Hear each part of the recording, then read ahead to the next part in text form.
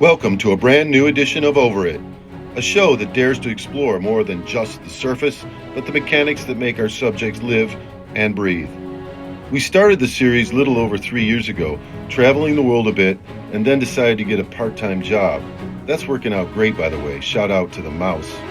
But when we're not jet-setting around the world, we just like to sit down in our newly revamped studios on Broadway and Fulton, the heartbeat, the crossroads, the Canyon of Heroes, and the Wall Street Zeros of this city we call New York. This episode gives you something old and yet something brand spanking new. By that, in the way of film director and writer Patrick Wang. He's here to talk about his new movie, A.Rimbaud, a cinematic tour de force, a force majeure, and in all, a pretty damn good movie.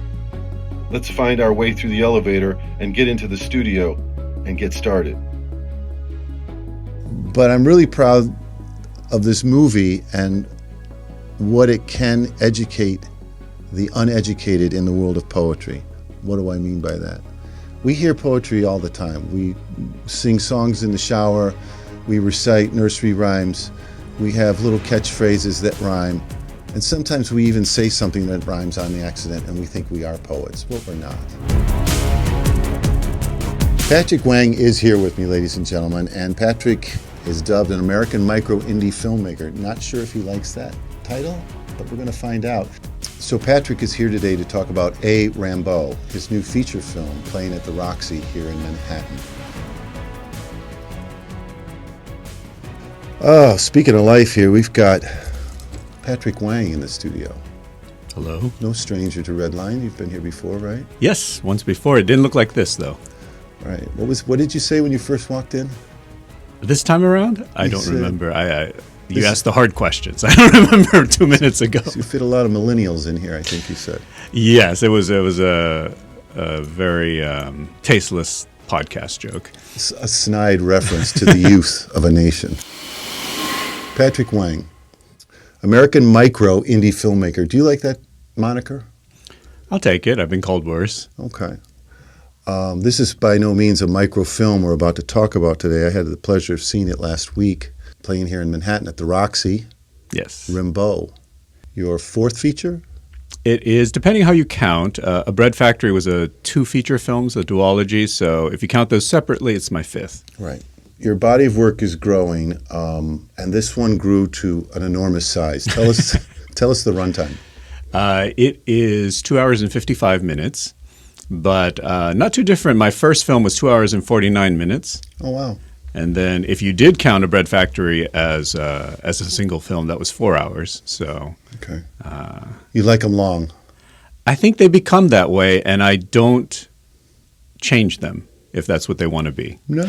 You shot a fair warning to the audience. You said, look, it is 175. I'll leave a little crack in the curtain so you can find the bathroom. Yeah, it's... and it's funny, when I first started making movies, so 2011, my first movie came out, and it was more of a rarity then. But since then, there have been many, many much longer films. So I think people are used to them. And then also the Roxy doesn't play previews. So it's the same as an hour-long movie in another theater. Gotcha. So you've stepped into our studio once again to talk about your craft. And by God, this movie is amazing. Rimbaud, playing at Roxy in Manhattan. How many screenings have you had so far? We've had 4 so far. So okay. We started with 3 was what we agreed on with the theater to begin with. And the idea was that if we could get enough of an audience, they would keep adding screenings. And so we have 7 that have announced total so far. It's a new, old, kind of new again way of promoting oneself in the cinema. And I applaud the simplicity of basically getting people out of the house and into a movie theater. Well, in New York, especially in the last decade, I would say that that's not been a challenge. It is for some films, but in general, it's not, because I go to the cinema and you see a ton of people, especially for the repertory screenings. Right. They sell out, and it's all young people. I remember I went once and I thought it was a class or something. Interesting. The second time I thought, it's another class. And then eventually I realized there are not enough classes in Manhattan to support all these people coming.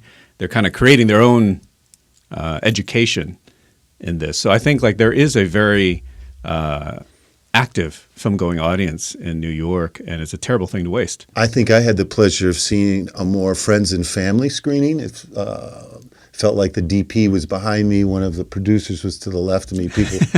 People were, definitely in the know about what they were about to see. I was not. Yeah, it's a beautiful way to come in, not knowing anything either about Rimbaud or about the movie. A lot of the film is taken from his poems and his letters, Right. but even a fairly familiar letter in my editing, and then sometimes, it's in my insertions to kind of fit it into the drama, it ends up being about half and half. Really? And so I think that's generally safe for most of the film. So even if a scene I completely invented, it will have had kernels of truth in other parts of his biography or testimonials around him. But I think overall it's about half and half. And I sometimes forget. I remember we were doing translations for the French subtitles at one point. And I thought, well, that's great because I can just go and pull, obviously his poems, and I can pull his letters, and then those we don't have to translate. And I spent days looking for this one letter before I realized that I had made it up. So I forget which is which. That brings me to the rest of the script. Not all of the script is language, spoken word. That's true. It's safe to say not even all of the script is noise or words or music, because the lighting becomes part of the script. The set becomes part of the script. Yeah.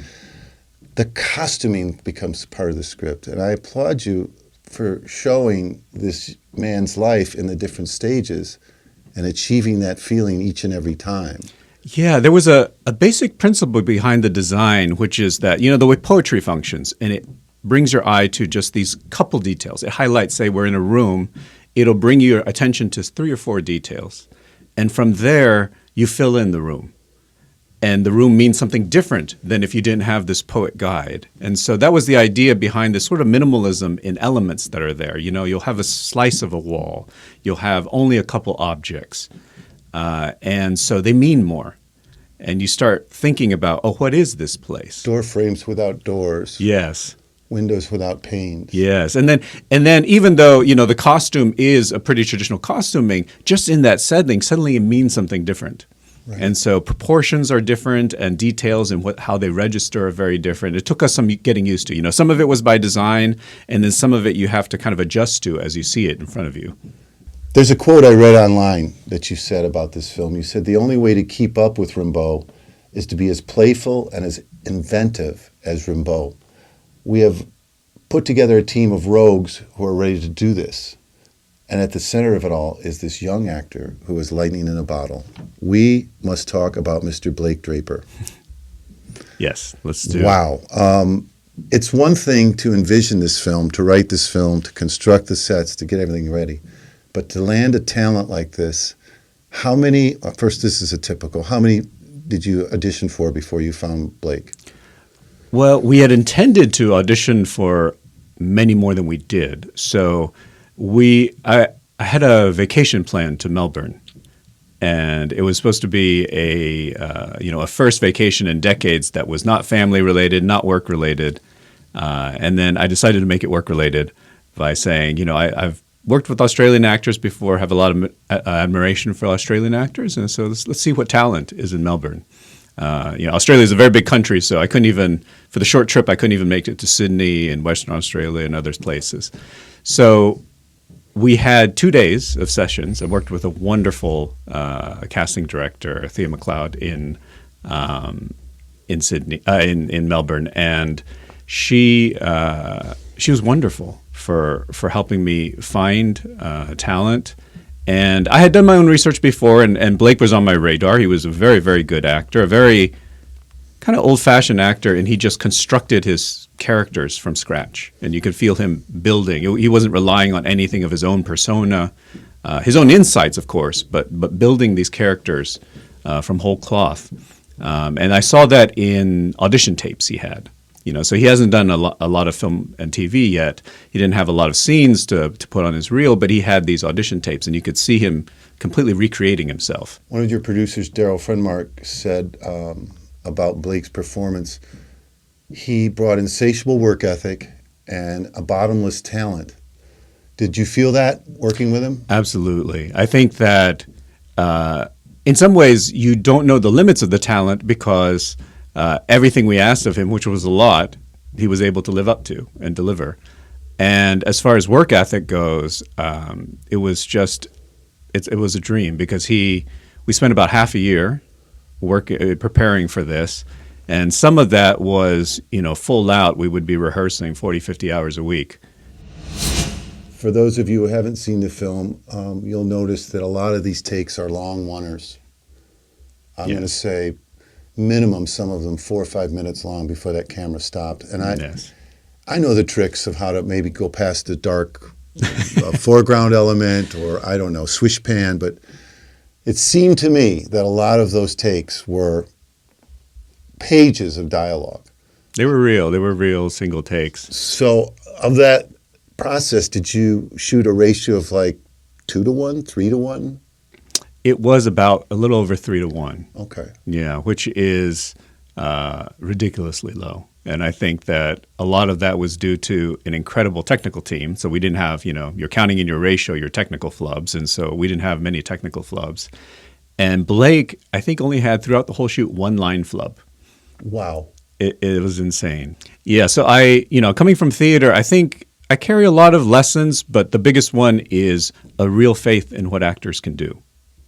And so I just start from the assumption that they can handle the scene in one. And I also just design most scenes in one. I feel like I have to have a reason to go to a second shot as opposed to automatically assuming that there are multiple shots. Like theater. Like you're in one seat, right? You're in one position. When you change the shot, you're all of a sudden now stage left. That's true for a cut in a shot. Right. But you can change your orientation of the camera, and it suddenly makes something that is, you can have a completely theatrical setup, but even something so simple as I'm going to round the camera a little bit to a slightly different perspective, you're rounding the scene in a way that you can't control in the theater. Or you can with a turntable. But it's Did you work with turntables? No, we did not. Neither in theater nor in film. Numerous instruments being used as voices, as characters, as feeling, as emotion. Yeah. Some of them as innocuous as just percussive instruments and rhythms. Some of them just kind of almost like interference and like it was like, a staccato is one thing with a violin, but some of it was like, so, and then I would drift into sometimes thinking it was like Peanuts or the woman. It is. I think like for a lot of people, that's the first point of reference. It's like a Charlie Brown thing where one person is speaking a language you understand and the other is a kind of sound. Right. But that works to your advantage and to your point earlier, to poetic interpretation of what's happening. Also, for somebody who's so whose work is so concerns the senses, it's a way to stretch the senses and how we take in sound that I think fits the poet.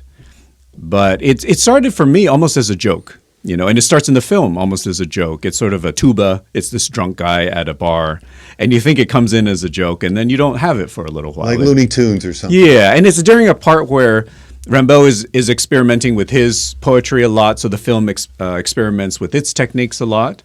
But then he lands in Paris, and it becomes something else. It becomes like chamber music. And so it's a lot about how we, these conventions we have together, how we fit together, and it feels much more scripted and conformed to something. And that feels right for Paris. Then things will happen, like when he's in Africa, when he's in Aden, things, they change again. And we bring in, in Abyssinia, a lot of Ethiopian instruments. And so it stretches the sound again. It's like anybody's story. You dive deeper and you see it's a lot of complicated things and a lot of things that aren't that unfamiliar. For example, he did start out as an excellent student, star pupil, right. And a do-gooder, there was a time when, even though he very quickly rebelled against some religious aspects that his mom was very keen on, he also, like a lot of kids, experimented with a passionate commitment to the church at one point. that past. And so he did a lot of different things. Most people know him for this rebellious period.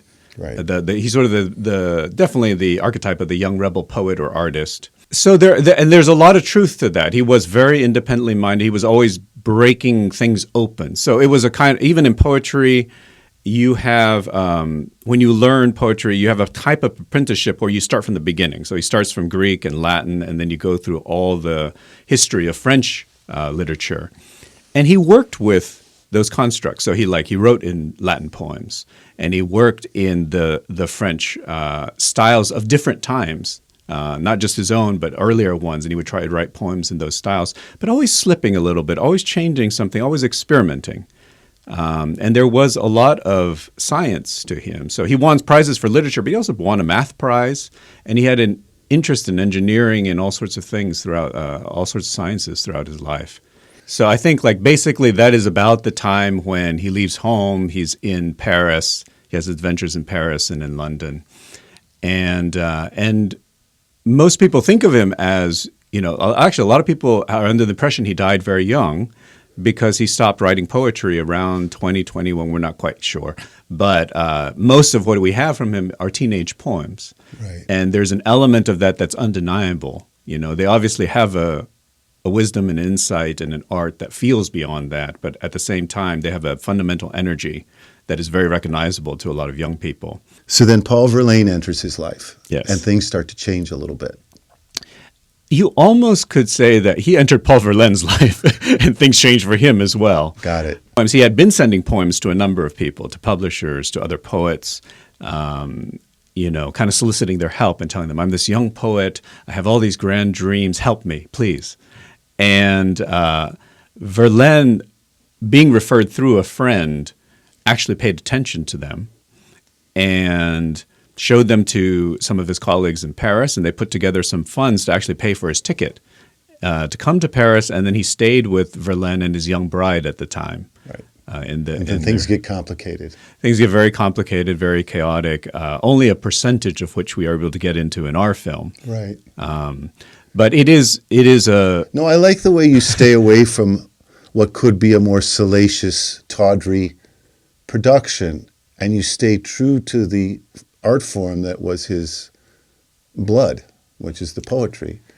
Yeah. It is strange that there are a number of films about Rimbaud that you don't really... are not exposed to his poetry, and you also don't feel how the poetry was connected to his life. Right. But there are also, one of the reasons our film is called A.Rimbaud is because, there are so many versions of Rimbaud that already are circulating and that people personally hold on to. And I think that there's many parts of his life I find fascinating that I sort of didn't get into in the film. Sometimes those are practical reasons, but also sometimes I feel like for me at this point in my life, what I understood of him, his work and his life was not illuminated by a particular episode. So, it's not like, for example, talking about Verlaine and Rimbaud, there were some very violent episodes between them. I don't get into all of them. I don't get into all the knife play. That I think was, some of these you have to take with a grain of salt, but I think that's pretty well documented and witnessed by a number of people. But we have a grand act of violence between them. And so Absolutely. I felt like that was sufficient for our purposes, things like that. This man was a poet. Laureate. He was, it's, what's interesting is people of his time, there are very few that might have agreed. Of course. Yeah, so he did not have the publication success he hoped for, the colleagues he hoped for. But I think that I'm glad of how you talked about the elements of poetry that are already in our lives. And I think that we sometimes, especially in a contemporary setting, feel like it is this thing apart. It is this erudite thing or separate thing from our lives. And especially when you watch Rimbaud, it's every bit a part of his life. And it's a way of trying to grasp and understand the things going on in his life and the things going on in the world.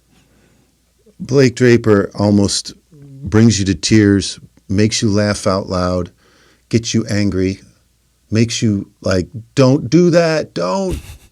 Horror movie kind of stuff where you're Yeah. yelling at the screen in your head. You're like, please Yeah. don't do that. What are some of the things you think, what would be one or two things he could have done in his life to become more recognized, more liked amongst the community, maybe perhaps more on the tip of everyone's tongue when it comes to... I mean, in some ways, you don't need me to answer that, and you would hope that Rimbaud never tried to answer that. People like Rimbaud never tried to answer that, because they live in their way, and then they may have their differences with their times. In some ways, I feel are not their responsibility. There was another writer who also did not find success during his time, and he would say, you know, I'm at odds with the present, but eternity loves me. That's good. And there was another poet where she was described as, you know, we waited all our lives for a poet like that to appear before us, and when she did, we put every conceivable obstacle in her way. Interesting. It's an old story, and I think like the question that Rimbaud often asked is questioning everything around him. You know, there were points when he seemed in his element. You know, he had colleagues, and he had an interesting life, but he was not a stagnant personality type. Right. He was always searching and questioning what he already knew, where he already was, and trying to move forward. Not necessarily a provocateur, but what would you label that back in those days? A surrealist? In some ways, it's, you know, he's the sort of the last person you should label, right? Because of the person who came up with the phrase, you know, I is another, with this idea that he's always changing. And that's part of how he understands the world, is he has to go beyond himself and shake up things in his life. So it's interesting. Yes, it's somebody, you know, a provocateur. You're thinking of somebody who goes in and shakes up things, and he did do that to other people, but he did that to himself so much. And I feel like that is a kind of honesty with understanding the world and understanding the limits of what you do, yet still having a hunger to understand. When you think of some of the contemporary artists, musicians, writers who looked up to his work or looked to his work for inspiration or to admired his work, like Jim Morrison, Bob Dylan, Patti Smith. He has a very famous, what are known as the seer letters, where he's explaining this part of his philosophy to people. And I think that they're wonderfully interesting reading. They're in the film. You mentioned it a couple times in the film. Well, there are. He does get, you know, philosophize about his views on poetry, but I try not to. A lot of people give a lot of emphasis to this, and that's understandable. I think that it's just a piece of a young mind trying to shape and think of this, as opposed to like a life philosophy that he has set out and adheres to in every moment. And in some ways, I mentioned he had a Greek and Latin background. And in Greek and Latin, the word poet is the same as the word seer. And so it's connected in a way that to us is not as obvious. You do cover his life, his travels, his Abyssinian travels. Yes. And then his sickness and his death. What a tragedy to have that doctor just amputate his leg. Yes. Could he have just left it on and then the cancer would have grown, or what do you think would have happened? It's a question mark. I think that there's many question marks we have from this perspective in time. For example, there are a lot of people that do think it was a cancer of the knee, but that's also not certain. And if you think about how hard it is to diagnose certain things, right, even with all the tools and the ambiguities that still exist, to try to diagnose something across time without the medical records is very hard. And the distance between proxy. I mean, who was to say who could go ahead and do it? Yeah. He was away from home at the time. I think that, the things that stand out to me about that moment is what I include in the film, which is both the regret he had from the amputation. How it's got to work on somebody. like that. I can't imagine. Yeah, but at the same time, it's so you have this regret and you have this horror at what life has dealt you, and that kind of disappointment he feels so many times in his life. But then the element that I think is so unique, and the reason I love seeing this film again and again, and I love having his story in my life, is because he then finds a way to move on in a way that is not me. I think he has this energy of moving on, moving forward, that is a wonderful example for me. And here's a very extreme example, right? It's sort of you're an adventurer, you're an explorer, and you lose the use of your leg. Right. That's maybe the only thing worse would be his writing hand. Not at that point in his life, probably not. Probably not. You're right. But that he can mourn it. It's not that he's some stoic that doesn't feel it. He feels it intensely.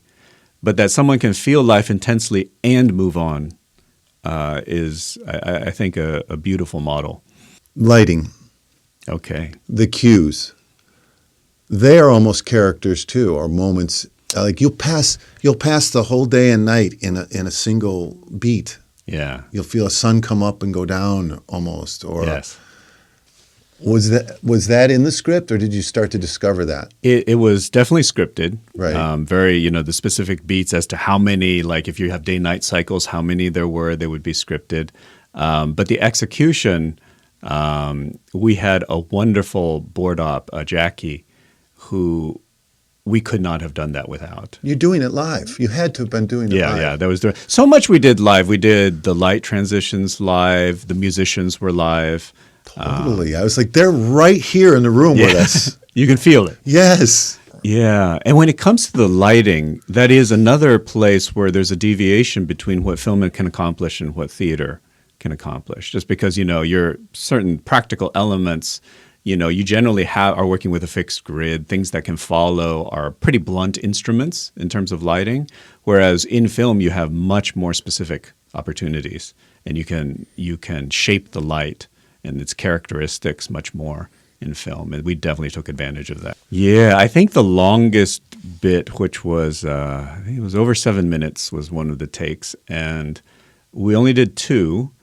And I remember after the first one, I thought I was nerve-wracked during the take because it's just like it's going so well. It doesn't matter if it doesn't continue to go well because there's nothing to cut to. And it was amazing. And then I thought, well, we'll do it again, but I can't imagine it any better. And it was. Wow. And like you said, it is a confluence of so many things, including, what's very obvious to the audience is what Blake can do and his ability to concentrate and his consistency. And then what the technical team can do. And then the very long take I'm thinking of, it was a big technical feat in that, there were a lot of camera moves and there were a lot of lighting cues. Go run, don't walk if you can. If you're in Manhattan to go see this film, please run, don't walk. I can't say enough good things about it. And our good colleague TC got me hip to it. He goes, I can't do a good TC right now. Patrick's showing a movie at the Roxy. You should go see it. I'm glad he did. Usually when you open a film, or by the time you're screening the first screening, you have in mind many other ones, right? You've already lined other things up. And with this, it was a year of finding no opportunities to screen the film through the traditional ways, through festivals, through distributors. And the thing we're trying to do in New York, which is give people enough time to discover the film. You do these once a week screenings, and word of mouth is great, and it's been wonderful for this film. But it doesn't turn on a dime. It's not. I don't tell you go see this and you change your life to see it tomorrow. Right. It doesn't happen on that kind of time scale. New Yorkers have lives, but if you give them a little more time and more shows and some sort of consistent thing to aim for, they'll show up. And so we knew we wanted, if we were going to try this, we had to sort of dedicate ourselves to this for quite a while and kind of have our heads in this. And now that it's been wonderful and that we've been extended and that people are still coming, we're starting to talk to other people about other screenings, other places, and I have a feeling. And again, it's sort of thanks to the New Yorkers who just took a chance, were adventurous, came and started talking about it. It's clued the rest of the world in. And so Well, when it's only in New York, when it's only here, Yeah. it has an extra level of cachet to it. I'm sorry. I was talking to a group of filmmakers, and somebody was saying like that has been something that when friends come to town, that is a very wonderful characteristic of New York, is the kinds of movies they can see. And I think it's because New York has a great ecosystem of exhibition houses, so really wonderful cinemas that are programmed really well, that especially the Roxy, the wide range of the programming, the chances they're willing to take. It does give you something that you don't see in other places. I know people like to ask filmmakers this all the time. Now that you've finished this, what's next? What's next is more of this. I was talking to someone about this recently, and I guess that I'm still stuck in like I said, 15 years ago, my first film came out, and I started doing my own distribution in the U.S. for it. And I just am accustomed to this theatrical release taking 1 to 2 years. Right. And sticking with it and not diluting your time with anything else. It takes, especially at our level Yeah. of resources, basically it takes all my time and effort to just keep up with the bookings and logistics and everything else, and to talk to people. And it's wonderful. It's a really great privilege. I mean, it was so rich that it gave me a bread factory. Like a film came out of that process. And so I have a feeling maybe another film will come out of this process. Oh, so the film was shot in Winnipeg. Talk a little bit about that. First, my producer's idea. He had been going to Winnipeg, and they have they're a very film-friendly town, and that's where he wanted to go. And I've always loved Winnipeg in that all the artists I've met from Winnipeg, visual artists, theater, dance, musicians, they've just been fascinating people. We made use of that very, very large soundstage, and it was very funny because we had a screening for the crew in Winnipeg, and one of the people in the art department said, we've built these massive sets, because a lot of things shoot there, a lot of studio pictures shoot there, and we built these massive sets before. And I remember during the shoot, we saw these like puny little sets we had, and I thought they looked kind of sad. But then I watched the movie, and he's like, I've never felt the space so big. And it really does feel like we've been around the world. And the freedom, sort of talking again about some of the difference between theater and film, just the freedom that we can move in every direction, rearrange the world in every way, is something that we can't quite do in a black box, right? Because there's other reminders or constraints in that room that limit signs. That. Yeah, it's a really black box of the audience and other kinds of things. Rates, But like the sense of disorientation and possibility is something that we were able to play with much more because it was a film in that kind of space. A.Rimbaud, a magnificent film by Patrick Wang. I had the pleasure of seeing it just the other day. And if you're in New York, please take a friend, because you're going to want to talk to somebody about this. I think seeing this film alone is selfish. It is. You went in not knowing anything about the movie or about Rimbaud. His life, no. It's funny, you could go in knowing everything, and you could go in hearing everybody describe every moment of this film, and yet it's still going to surprise you. If nothing else, in its rhythms, in its actual how does it do these things. And then, like you said, how you feel as it does these things. Right. We felt that making it, and it's just been so satisfying now, seeing the things that like amazed us, also having that same effect on the audience. It has a symphonic feel sometimes, Yeah. A prelude, an opus. Yes. It has all of that. You have written a play or two. I've written plays, and I think that people have asked about this as, would you do this Rimbaud as a theater piece? And I think it requires quite a bit of reimagining that I don't feel the need to do right now. I did have an idea for a play when I heard that Christopher Nolan was doing his Odyssey, I had always had an idea for a play about the Odyssey, basically in with Penelope and Telemachus at home. From their perspective. From their perspective, and also the thing I find fascinating is this idea that there have always been imposters showing up, right, claiming to be Odysseus. And that question of how do you know? And if someone comes that is so convincing, what does it take to believe that this is the person? Interesting. I find that, yeah. So it's always that question of like a new imposter comes. What if one comes that is very convincing? What does that do to you? And what type of leap of faith do you still need to take to believe them? A man's life, his loves, his demons, his angels, and his words, all envisioned by you and your team. Quite frankly, you and then the team that you brought into it. Who came first? Yeah, I started with my producer, Daryl Freimark, and I think it's just you need a buddy to think things through with. Has Daryl worked with you prior? Yes, we did a bread factory together. Got it. So you speak the same language at this point. Yeah, and I think like there is an honesty to how he works, and also just he doesn't have the answers right away, but he's willing to help you find them and try to work with along the way to make things happen. And you can't ask for much more. And he, like I said, he was the one who brought us to Winnipeg. And then when I met Evan Johnson and Fritzie Edelman there, they were our local producers, and they're wonderful. So they had just worked on, Evan writes and co-directs the movies with Guy Madden, the last few that they've done. And they understood what the film was about. It's a very fundamental thing. People talk about art in the film industry, but very few people connect with it and feel it and live it like they do. And so they were able to bring in all the other collaborators there that lived it. And we were there at a time when it was very busy. It was the busiest Winnipeg had ever been done for shooting. And like I said, they do big projects. So there were all these really nice, big, well-paying projects. And it seemed like, at first, a challenge to find the crew.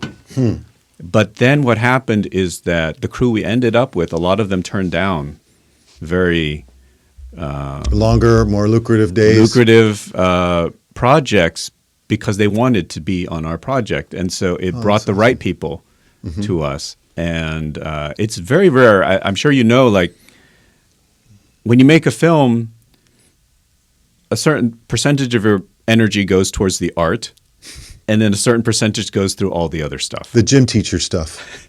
The wrangling. even when you're shooting, just things you can't control, and the things that go wrong, and the things that have nothing to do with the art. And with this film, it just felt incredible that it felt like 90% of our energy was going into the creation. And I think that that's why it feels so rich, is that we were awake and had creative resources to put in. Shooting days, average shooting days? Our shooting days were real 10-hour shooting days, and which meant maybe 9 hours or so with camera. And so part of that was because we only have one actor. And so you can't kill him until the last week. And so you have to be careful each day and make sure there's still resources for the next. It made for a very humane shoot, and because we were in studio the whole time, so we could be Monday through Friday. People could get home and have dinner with their kids. 4 weeks? It was, I believe, 4 weeks. Yeah. Great. No, it'll astound you. It'll make you think. And I look forward to your next project, whenever or whatever it may be, whether it's a book, piece of art, a poem. Thank you. I am working on a translation project now for poems that maybe that will be the next one. Wow. Folks, he reads Kafka, he makes films, and he's off to dash to a premiere in Tribeca. I'm so glad he had time to stop by and talk to us. Me too. Me too. Thanks again, Patrick. Thank you, Michael. Cheers.